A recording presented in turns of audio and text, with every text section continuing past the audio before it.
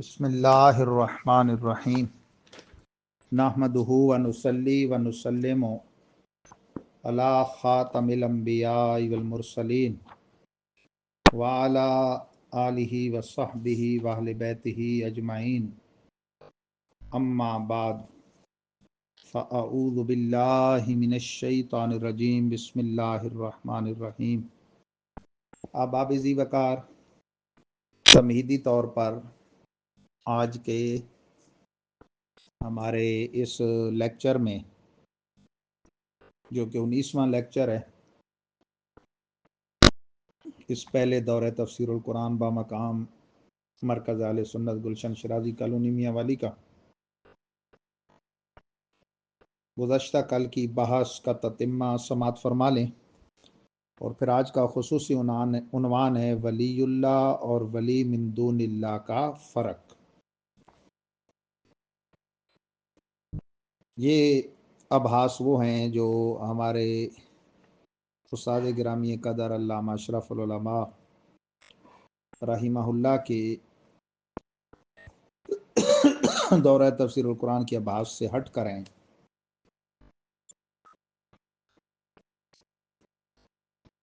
آپ نے سماعت کیا 12 تفسیروں اور فتاوی عالمگیری و شامی کے حوالے سے کہ ما اہل بغیر اللہ کا اصل معنی کیا ہے۔ آج کل جو جوہال کہتے ہیں کہ جی غیر خدا کے نام پر جانور پکارا جائے تو حرام ہو جاتا ہے، اگرچہ وقت ذبح اللہ کا نام بھی لیں، تو اس میں ایک دو وہ دھوکے دیتے ہیں، وہ ان دھوکوں کے جواب سن لیں۔ کہتے ہیں تفسیر عزیزی میں یہ موجود ہے کہ شاہ عبدالعزیز محدث دہلوی فرماتے ہیں جو جانور غیر خدا کی طرف منسوب کیا جائے، خواہ مقصد ایصال ثواب ہی ہو، اس صورت میں وہ بھی حرام ہے۔ لہذا 11ویں کا بکرا اور جتنی رسومات وغیرہ ہیں حرام ہیں۔ اس کا جواب یہ ہے کہ جملہ مفسرین ایک طرف ہیں اور شاہ صاحب کا قول ایک طرف، تو اول تو ان کے مقابلے میں کوئی وقت نہیں رکھتا جو وہ 12 حضرات ہم نے پیش کیے۔ دوسرا، یہ ترجمہ قرآن کی دوسری آیت کے خلاف ہے، وَمَا لَكُمْ أَلَّا تَأْكُلُوا مِمَّا ذُكِرَ اسْمُ اللَّهِ عَلَيْهِ۔ قرآن فرماتا ہے تمہیں کیا ہو گیا وہ جانور نہیں کھاتے جس پر خدا کا نام بوقت ذبح لیا گیا، اور فرماتا ہے فَكُلُوا مِمَّا ذُكِرَ اسْمُ اللَّهِ عَلَيْهِ إِن كُنتُم مُؤْمِنِينَ، جس پر بوقت ذبح اللہ کا نام لیا جائے وہ کھاؤ اگر تم مومن ہو۔ دوسرا جواب ہے کہ صرف غیر اللہ کے نام کے ساتھ کسی چیز کو نامزد کرنے سے حرام نہیں ہوتی جب تک عند الذبح غیر خدا کا نام نہ پکارا جائے۔ قرآن مجید میں ما جعل اللہ من بحیرۃ ولا صائبۃ ولا وسیلۃ ولا حام ولکن الذین کفروا یفترون علی اللہ الکذب واکثرهم لا یعقلون۔ اللہ نے نہ کوئی بحیرہ بنایا، نہ صائبہ اور نہ وسیلہ، کہ جو مشرکوں نے اپنے جانوروں کے نام رکھے ہوئے تھے، اور نہ حام، لیکن کافر افتراء باندھتے ہیں، بہتان باندھتے ہیں اللہ پر جھوٹ کا، اور اکثر ان کے بے عقل ہیں۔ کافروں کا یہ عقیدہ تھا کہ ہمیں اللہ نے حکم دیا ہے، تو اس کا رد اللہ کریم نے فرمایا کہ میں نے حکم نہیں دیا، نہ یہ نام مقرر کیے، کافر مجھ پر افتراء باندھتے ہیں۔ اس سے ثابت ہوا کہ اگر کسی کا یہ عقیدہ ہے کہ غیر اللہ کے نام ذکر کرنے سے جانور حرام ہو جاتے ہیں، تو وہ اور کفار مکہ عقیدہ میں برابر ہیں۔ وہ ان کا نام بھی خود رکھ لیتے تھے اور کہتے تھے اللہ نے ان کو محرم بنا دیا، یہ بڑی حرمت والے ہیں، ان کو جناب ذبح نہیں کرنا، جبکہ فتوحات کے بعد صحابہ کرام نے جانوروں کو ذبح کر کے کھایا۔ تیسرا جواب یہ ہے کہ یہ عبارت شاہ صاحب کی نہیں بلکہ کسی مخالف نے تفسیر عزیزی میں داخل کی ہے، جیسا کہ فتاوی عزیزیہ میں یہی شاہ صاحب تصریح فرماتے ہیں۔ اسی طرح تفسیر رؤفی میں جو شاہ صاحب کے ایک شاگرد مولانا رؤوف احمد تھے، انہوں نے فرمایا یہ عبارت کسی دشمن نے الحاق کر دی۔ چنانچہ ارشاد فرمایا اہل بی لغیر اللہ سے مراد یہ ہے کہ جس جانور پر بوقت ذبح غیر اللہ کا نام لیا جائے، اور یہی شاہ صاحب کا عقیدہ تھا۔ چنانچہ تفسیر جلالین میں وما اہل بہ لغیر اللہ اے ذبح علی اسم غیر اللہ، یعنی غیر اللہ کے نام پر ذبح کیا جائے۔ تفسیر حسینی اسی مقام پر ہے حرام کرد آنچے آواز بردارن با آن در وقت ذبح، برائے غیر خدا بنام بتاں یا پیغمبراں بکشن۔ حرام ہے وہ جانور جس پر بوقت ذبح غیر اللہ کا نام پکارا جائے، خواہ بتوں کے نام پر ذبح کیا جائے یا پیغمبروں کے نام پر۔ تفسیر بیضاوی، جامع البیان، ابن منذر، ان میں ہے رفع بالصوت عند ذبح للصنم ما ذکر اسم غیر اللہ عند ذبح، ما اہل سے مراد ما ذبح ہے۔ تفسیر ابن جریر میں ہے ما اہل بھی لغیر اللہ اے للطواغیت، یعنی بتوں کے نام پہ جو ذبح کیا جائے۔ معالم التنزیل بغوی میں اہل بھی لغیر اللہ اے ما ذبح للاصنام والطواغیت، بتوں اور شیطانوں کے نام پر جو ذبح کیا جائے۔ تفسیرات احمدیہ کا پورا آپ تبصرہ سن چکے، انہوں نے تو باقاعدہ وہ جو ہمارے ہاں بر صغیر میں معروف ہے، فرمایا ومن ہاؤنا علم ان البقرۃ المنظورۃ للاولیاء کما هو الرسم فی زماننا حلال طیب لانه لم یذکر اسم غیر اللہ تعالی علیہا وقت الذبح وان كانوا ينظرونها له۔ اس سے یہ ثابت ہو گیا کہ جو گائے نظر مانی جاتی ہے اولیاء کے نام پہ، جیسے رسم ہے ہمارے زمانے میں، حلال ہے، پاک ہے، اس لیے کہ اس پر غیر خدا کا نام بوقت ذبح نہیں ذکر کیا جاتا، اگرچہ پہلے نظر مانتے ہیں۔ فوز کبیر میں شاہ ولی اللہ محدث دہلوی، جو شاہ عبدالعزیز محدث دہلوی کے بھی ابا جان ہیں، والد گرامی ہیں، انہوں نے ما اہل کا معنی ما ذبح کی ہے۔ چنانچہ مولانا رؤوف احمد کہتے ہیں کہ بعض نادان تو نبی کریم صلی اللہ علیہ وسلم کے مولود شریف کی نیاز، حضرت غوث پاک کی نیاز اور ہر ایک شہید ولی کی نیاز و فاتحہ کھانے کو بھی حرام کہتے ہیں، اور یہ آیت دلیل لاتے ہیں کہ غیر خدا کا نام جس پر لیا جائے وہ حرام ہے۔ واہ واہ، کیا عقل ہے، ایسا کہتے ہیں اور پھر کھا بھی جاتے ہیں۔ تفسیر رؤوفی کہ تبلیغی آتے ہیں نا سنیوں کی مسجد میں 11ویں کی پلیٹیں چاٹ جاتے ہیں۔ مسلم شریف میں ہے لعن اللہ من ذبح لغیر اللہ، جس پر اس پر اللہ کی لعنت جو غیر اللہ کے لیے ذبح کرے۔ بھئی کیا مراد ہے؟ آج کا وہابی زیادہ سمجھے گا یا شارح مسلم علامہ نووی؟ آپ فرماتے ہیں فالمراد بھی ان یذبح بسم غیر اللہ تعالی کما ذبح للصنم او الصلیب، مراد یہ ہے کہ ذبح کرے غیر خدا کے لیے، نام اس کا ذبح کے وقت لے، جیسے بت کے نام پر یا صلیب کے نام پر، تو یہ مراد ہے۔ اور وہابیہ نے کیا سے کیا بنا رکھا، اور پھر ان سے بندہ پوچھے لڈو پر کون سی چھری پھیری جاتی ہے، مٹھائی پر کون سی چھری پھیری جاتی ہے، پلیٹ چاولوں اور کھیر پر، بریانی پہ کون سی چھری پھیری جاتی ہے، وہ بھی حرام۔ تو بہرحال یہ ان کی اوٹ پٹانگ سے اللہ تعالیٰ محفوظ فرمائے۔ انشاءاللہ میں تھوڑی ولی اللہ اور ولی من دون اللہ کی تفصیل بیان کرتا ہوں، توجہ سے سماعت فرمائیے۔ ولی اللہ اور ولی من دون اللہ، یاد رکھیں ولی کا معنی دوست یا مددگار ہے، یہ دو طرح سے استعمال ہوتا ہے، ایک اللہ کے ولی، دوسرا اللہ کے مقابل ولی۔ پہلی قسم کا نام ولی اللہ ہے، یہ وہ لوگ ہیں جن کا اللہ سے قرب ہوتا ہے اور اللہ کے دوست ہوتے ہیں، اس لیے انہیں ولی اللہ کہا جاتا ہے۔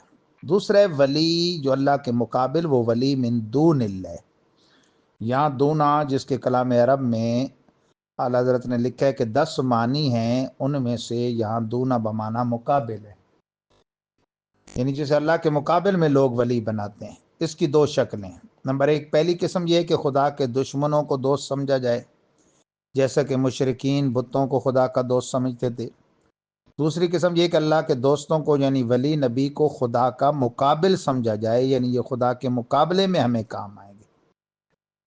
تو نمبر ایک پہلی قسم کو ماننا جو ہے نا کہ ولی بمانا اللہ کا دوست، قرب پانے والا، تو یہ تو عین ایمان ہے۔ اس پر دلیل سورہ یونس کی یہ آیت کریمہ الا ان اولیاء اللہ لا خوف علیہم ولا هم یحزنون، خبردار اللہ کے دوست نہ انہیں خوف ہے نہ وہ غم کریں گے۔ اس میں ذکر ولی اللہ ہے۔ جو دوسری قسم ہے ولی من دون اللہ، اللہ کے مقابل، جیسے خدا کے دشمنوں کو دوست بناتے تھے مشرکین بتوں کو، یا کوئی معاذ اللہ ولیوں کو جو نبی ہیں اللہ کے دوست ہیں، ان کو خدا کا مقابل سمجھا، استغفر اللہ۔ تو فرمایا لا يتخذ المؤمنون الکافرین اولیاء من دون المؤمنین، نہ بنائے مومن کافروں کو ولی سوا مومنین کے۔ یہاں ولی من دون اللہ کا معنی اول ہے، وہ جو بتوں خدا کے دشمنوں کو ولی بناتے تھے۔ ولی من دون اللہ کا دوسرا معنی یعنی رب کے مقابلے میں کسی کو دوست بنانا، تو قرآن فرماتے ہیں وما لکم من دون اللہ من ولی ولا نصیر، اللہ کے مقابلے میں تمہارا کوئی مددگار نہیں۔ تو ان آیتوں میں سے پہلی آیت میں ولی اللہ کا ذکر ہے جن کا ماننا عین ایمان ہے، پچھلی دو آیتوں میں ولی من دون اللہ کا ذکر ہے جن نے ماننا کفر ہے، شرک ہے۔ اگر ان معنی کا لحاظ نہ کیا جائے تو بحث مل جل جاتی ہے، خلط مبحث ہو جاتی ہے۔ مثلا آیت کریمہ انما ولیکم اللہ ورسولہ، ترجمہ میں ولی کا معنی معبود کیا جائے تو شرک لازم آئے گا کہ بے شک تمہارا معبود اللہ اور اس کے رسول ہیں۔ اب کوئی کرے گا یہ ترجمہ؟ تو یہاں مددگار ہی ہے نا۔ اسی طرح یہ آیت ما لکم من دون اللہ من ولی ولا نصیر، اگر یہ معنی کیا جائے کہ اللہ کے سوا کوئی مددگار نہیں تو کفر ہوگا، کیونکہ قرآن میں بہت سی جگہ انبیاء اور اولیاء کی مدد کا ذکر ہے۔ یہاں معنی ہے کہ اللہ کے مقابلے میں تمہارا کوئی ولی نصیر نہیں ہے۔ قول بالتقسیم یہ ہوگا کہ جن کے مددگار ہوں گے وہ مومن ہوں گے اور کافروں کا کوئی مددگار نہیں۔ دلیل نمبر 1 وَمَن يَلْعَنِ اللَّهُ فَلَن تَجِدَ لَهُ نَصِيرًا، جسے اللہ ملعون کرے، لعنت کرے، اس پر اس کا کوئی مددگار نہیں۔ دوسری دلیل وَمَن يُضْلِلِ اللَّهُ فَمَا لَهُ مِن وَلِيٍّ، جسے اللہ گمراہ کرے اس کا کوئی مددگار نہیں۔ تیسری دلیل وَمَن يُضْلِلْهُ فَلَن تَجِدَ لَهُ وَلِيًّا مُرْشِدًا، جسے اللہ گمراہ کرے اس کا نہ کوئی مددگار ہے نہ کوئی ہدایت دینے والا۔ چوتھی دلیل ما للظالمین من انصار، کافروں کا کوئی مددگار نہ ہوگا، تو کافروں کا کوئی مددگار نہ ہوگا، تو کافروں کا کوئی مددگار نہیں، اور اللہ کے مد مقابل کوئی مددگار نہیں۔ مومنوں کے مددگار ہیں اور اللہ کی عطا سے، اس میں بتائیے کون سا شرک ہے؟ وہ رسول بھی ہیں، وہ فرشتے بھی ہیں، وہ مومن خود بھی ہیں مومنوں کے مددگار۔ نماز بھی مومنوں کی مددگار ہے، صبر کا دامن تھامنا مومنوں کا مددگار ہے، اور ان سے مدد مانگنے کا حکم ہے یا ایھا الذین آمنوا استعینوا بالصبر والصلاۃ، اے ایمان والو صبر و نماز سے مدد چاہو۔ تو مسئلہ من دون اللہ اور ہے اور مسئلہ ولی اللہ اور ہے، آپ یہ اس میں خلط مبحث کرتے ہیں۔ قرآن مجید میں جہاں بھی من دون اللہ ہے وہ بتوں اور مشرکوں کے بارے میں آئے جو اللہ کے مد مقابل انہیں مدد گار ہے۔ اب آئیے ذرا مسئلہ من دون اللہ کو سمجھیے۔ یہ لفظ قرآن مجید میں استعمال ہوا ہے اور بہت ہوا ہے۔ من دون اللہ عبادت کے ساتھ استعمال ہوتا ہے، کبھی مدد کے ساتھ، کبھی تصرف اور مدد کے ساتھ، کبھی ولی اور نصیر کے ساتھ، کبھی شہید اور وکیل کے ساتھ، کبھی شفیع کے ساتھ، کبھی ہدایت و ضلالت کے ساتھ۔ اب جب ہم قرآن مجید میں غور کرتے ہیں یہ لفظ 3 معنی میں استعمال ہوتا ہے۔ نمبر 1 سوا یا علاوہ، نمبر 2 مقابل، نمبر 3 اللہ کو چھوڑ کر۔ یعنی اس کا استعمال جو قرآن پاک میں آئے، ویسے لغت عرب میں میں نے بتایا نا کہ اعلیٰ حضرت نے فتاوی رضویہ قدیمہ جلد جو ہے 12ویں اس کے صفحہ 38 پہ اس کے مثالوں کے ساتھ سمجھائے ہیں۔ 10 معنی میں یہ استعمال ہوتا ہے۔ سوال ہوا کہ آیت کریمہ لا یکلف اللہ نفسا دون وسعہا، اگر خطبے میں نہیں پڑھتے تو خطبہ ہو جاتا ہے کہ نہیں؟ تو فرمایا خطبہ تو ہو جاتا ہے لیکن یہ آیت بدون دونا ہے، بغیر دونا کے، یعنی اس میں لفظ دونا نہیں آیا، وہاں بغیر کے معنی میں اعلیٰ حضرت نے اس کو استعمال کیا۔ تو فرمایا کلام عرب میں اس کے 10 معنی۔ لا یکلف اللہ نفسا الا وسعہا ہے نا، تو سائل نے لکھا تھا لا یکلف اللہ نفسا دون وسعہا، دونا وہاں نہیں ہے، بدون دونا ہے یعنی بغیر دونا کے۔ تو بہرحال جہاں لفظ من دون اللہ عبادت کے ساتھ استعمال ہو یا ان الفاظ کے ساتھ جو بمعنی عبادت کے ہوتے ہیں تو من دون اللہ کا معنی سوا ہوگا، کیونکہ خدا کے سوا کی عبادت نہیں ہوتی۔ اس پر 3 دلیلیں نوٹ کیجیے۔ نمبر 1 فرمان باری تعالیٰ فلا عبد الذین تدعون من دون اللہ، پس میں نہیں عبادت کرتا ان کی جن کی تم عبادت کرتے ہو اللہ کے سوا، یعنی بت۔ اب یہاں دیکھیں من دون اللہ سے مراد بت ہیں۔ دلیل نمبر 2 وَيَعْبُدُونَ مِن دُونِ اللَّهِ مَا لَا يَنْفَعُهُمْ وَلَا يُضُرُّهُمْ، اور وہ عبادت کرتے ہیں اللہ کے سوا کی جو انہیں نہ نفع دیتا ہے اور نہ نقصان۔ یہاں بھی بت مراد ہیں۔ کون مسلمان معاذ اللہ کسی ولی یا نبی کی عبادت کرتا ہے جو وہابیہ اٹھا اٹھا کے یہ آیتیں مسلمانوں پر چسپاں کرتے ہیں۔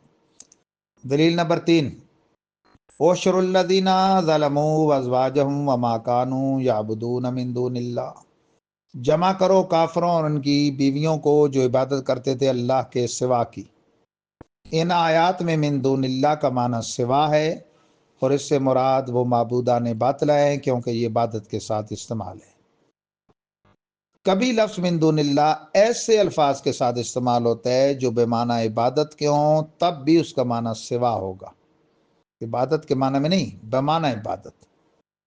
یہاں بھی 3 دلیلیں سماعت کیجیے۔ نمبر 1، قُلْ أَرَأَيْتُمْ شُرَكَاءَكُمُ الَّذِينَ تَدْعُونَ مِن دُونِ اللَّهِ أَرُونِي مَاذَا خَلَقُوا، فرما دیجئے بھلا تم دکھاؤ اپنے وہ شریک جن کی عبادت کرتے ہو اللہ کے سوا، مجھے دکھاؤ انہوں نے کیا پیدا کیا۔ دوسری دلیل، وَادْعُوا شُهَدَاءَكُم مِّن دُونِ اللَّهِ إِن كُنتُمْ صَادِقِينَ، اور بلا لو اپنے معبودوں کو اللہ کے سوا اگر تم سچے ہو۔ وہ جو کہتے تھے قرآن بنا بنا کے لاتے ہیں، تو انہیں چیلنج کیا گیا کہ تم بھی عربی ہو، تمہارے حروف تہجی یہی ہیں زبان کے، تو بنا لو، اور اپنے بھڑتو خداؤں کو بھی بنا ساتھ ملا لو۔ تیسری دلیل، افحسب الذین کفروا ان یتخذوا عبادی من دونی اولیاء، تو کیا گمان کرتے ہیں کافر کہ میرے بندوں کو میرے سوا معبود بنا لیں گے؟ تو جہاں لفظ من دون اللہ مدد یا نصرت یا دوستی کے ساتھ استعمال ہوا، تو اس کا معنی اب سوا نہیں ہے، اللہ کا مقابل یا اللہ کو چھوڑ کر مددگار ہوگا۔ اس پر بھی آپ جو ہے توجہ کے ساتھ 3 دلیلیں سماعت کیجیے۔ نمبر 1، اللہ تتخذوا من دونی وکیلا، میرے مقابل کو ہرگز وکیل نہ بناؤ۔ نمبر 2، ام اتخذوا من دون اللہ شفعاء، کیا ان لوگوں نے اللہ کے مقابل سفارشی بنا رکھے ہیں۔ تیسری دلیل، وما کان لہم من دون اللہ من اولیاء، ان کافروں کے لیے اللہ کے مقابلے میں کوئی مددگار نہیں۔ ان آیات بینات میں من دون اللہ کا معنی اللہ کا دشمن یا مقابل ہوگا۔ چنانچہ اس من دون اللہ کی تفسیر اس آیت کریمہ سے بھی ہوتی ہے، وَإِن يَخْذُلْكُمْ فَمَنْ ذَا الَّذِي يَنصُرُكُم مِّن بَعْدِهِ، اگر خدا تمہیں ذلیل و رسوا کرے تو اس کے مقابلے میں تمہاری کون مدد کرے گا۔ یہاں ایک سوال ہے، جواہر القرآن مولوی غلام خان جو دیوبندیوں میں سے بھی بڑا غالی دیوبندی ہوا، مماتی فرقے کا بانی، وہ کہتے ہیں ان آیات میں من دون اللہ سے مراد مقابل نہیں بلکہ سوا ہے۔ یہ جو میں نے من دون اللہ بمعنی مقابل اور اللہ کو چھوڑ کے اس کی 3 دلیلیں آخر میں دیں، تو وہ کہتے ہیں یہاں مقابل نہیں بلکہ وہ سوا مراد ہے۔ آیات کا مطلب یہ کہ اللہ کے سوا غائبانہ ما فوق الاسباب مدد کرنے والا کوئی نہیں، یہی عقیدہ شرک ہے۔ یعنی کوئی عقیدہ رکھے کہ ما فوق الاسباب مدد کوئی کرے گا اللہ کے سوا غائبانہ، تو یہ شرک ہے۔ یعنی وہ جو اسباب سے ہو سکتی ہے، اور ایک ہوتی ہے کہ اسباب سے ماورا معجزاتی اور کراماتی طور پہ جو اللہ اپنے نبیوں اور ولیوں کو عطا فرماتا ہے۔ تو کہتے ہیں جن آیتوں میں اللہ کے بندوں کی مدد کا ذکر ہے وہاں زندہ ما تحت الاسباب مراد ہے، اور جہاں نفی کی گئی ہے وہ ما فوق الاسباب اور غائبانہ مدد کی۔ ہم کہتے ہیں چند وجوہ سے یہ بات غلط ہے اور یہ اعتراض درست نہیں۔ قرآن مجید کی آیات میں کوئی قید نہیں ما فوق الاسباب اور ما تحت الاسباب کی، اور زندہ اور مردہ کی، لہذا تم اپنی طرف سے تم نے 3 قیدیں لگائی ہیں۔ نمبر 1 غائبانہ، نمبر 2 ما فوق الاسباب کی، تیسرا مردوں کی مدد۔ حالانکہ قرآن پاک کی آیت کریمہ تو خبر واحد سے بھی مقید نہیں ہو سکتی، لہذا یہ من دون اللہ کی تفسیر نہیں ہوئی بلکہ تحریف ہے۔ خبر واحد کہتے ہیں وہ روایت جس کا کوئی ایک ہی راوی ہو، اگرچہ وہ صحیح بھی ہو سکتی ہے لیکن راوی کے اعتبار سے چونکہ اس میں کثرت نہیں ہوتی، اسے خبر واحد کہتے ہیں، تو اس سے بھی آیت میں قید نہیں لگا سکتے مطلق میں۔ تو یہ مولوی غلام خان جیسے مولوی کے قول سے کیسے لگا سکتے ہیں؟ نیز حضرت امیر المومنین فاروق اعظم رضی اللہ عنہ نے مدینہ منورہ سے 1,500 میل کے فاصلے پر ان کا لشکر بھیجا ہوا جو جنگ کر رہا تھا اور اس کے کمانڈر تھے حضرت ساریہ، ان کی ما فوق الاسباب مدد فرمائی. اسباب کے ذریعے تو نہیں ہو سکتی تھی 1500 میل سے. وہاں سے آواز یا ساریت الجبل، اے ساریہ پہاڑ کے دامن میں ہو جاؤ. نیز حضرت یوسف نے اپنے والد حضرت یعقوب کی ما فوق الاسباب مدد فرمائی، جو قمیض بھیجی بإذن اللہ آنکھیں روشن کر دیں. قرآن سے ثابت ہے. حالانکہ کہاں وہ کنعان میں حضرت یعقوب اور کہاں یہ مصر کے تخت پر. نیز حضرت موسیٰ کلیم نے وصال ظاہری کے بعد چھٹے آسمان پر ہماری مدد فرمائی. سرکار کو التجا کی کہ 50 نہیں پڑے گی، قوم 5 کروا لیں. ثابت ہوا کہ نبی کی مدد بدریہ معجزہ اور ولی کی مدد بدریہ کرامت ہوتی ہے، اور دونوں امور ما فوق الاسباب ہیں، عادی امور سے نہیں ہے. عادی امور میں ہوں تو پھر معجزہ اور کرامت کیوں کریں؟ تو ثابت ہوا کہ ہر جگہ من دون کا معنی سو اللہ نہیں ہوتا. من دون اللہ کا معنی من دون اللہ کا سو اللہ نہیں ہوتا، اللہ کے ساتھ کبھی مقابل بھی ہوتے ہیں، جیسا کہ آیات مذکورہ بالا اس پر گواہ ہے. تو یہ میں نے تھوڑی وضاحت کر دی، اور یہ بڑا ضروری مسئلہ تھا، کیونکہ اس میں بہت زیادہ یہ دھوکے دیتے ہیں اور لوگوں کو گمراہ کرتے ہیں. اللہ تبارک و تعالی ہم سب کو اچھے انداز پر ان مسائل کو یاد رکھنے، ان کو لکھنے اور ان کو آگے دوسروں تک پہنچانے کی توفیق عطا فرمائے. ماشاءاللہ بعض ساتھی سالانہ چھٹیوں میں شب برات سے لے کر شب قدر تک یہ دورہ پڑھانے کا ارادہ رکھتے ہیں. انہوں نے اظہار بھی کیا ہے، تو جو بھی چاہے گا انشاءاللہ اسے یہ نوٹس دے دیے جائیں گے. اس کے علاوہ میں نے بتایا کہ دورہ تفسیر القرآن علامہ شیخ القرآن پیر سید محمد زبیر شاہ صاحب کا، وہ بھی چھپا ہوا ہے باقاعدہ، زاویہ پبلشر داتا دربار ملکی لاہور سے. یہ آج کی بحث وہیں سے ہے اور اس کی تخریج نہیں ہوئی. تو یہ آیات بینات حفاظ کرام سے ان کے حوالے آپ لگوا لیں اور خوب محنت کریں ماشاءاللہ. اور اچھی بات ہے جو ساتھی اس کو پڑھانے کا ارادہ رکھتے ہیں، جنہوں نے نیت کی ہے، مجھے بڑی خوشی ہوئی ہے. انشاءاللہ تو انہیں اس کی کاپی مل جائے گی، اور سب ساتھیوں کو عمر بھر کے لیے یہ چیزیں اپنے پاس ریکارڈ میں رکھنی چاہیے، دوسروں تک پہنچانی چاہیے. والسلام علیکم ورحمۃ اللہ.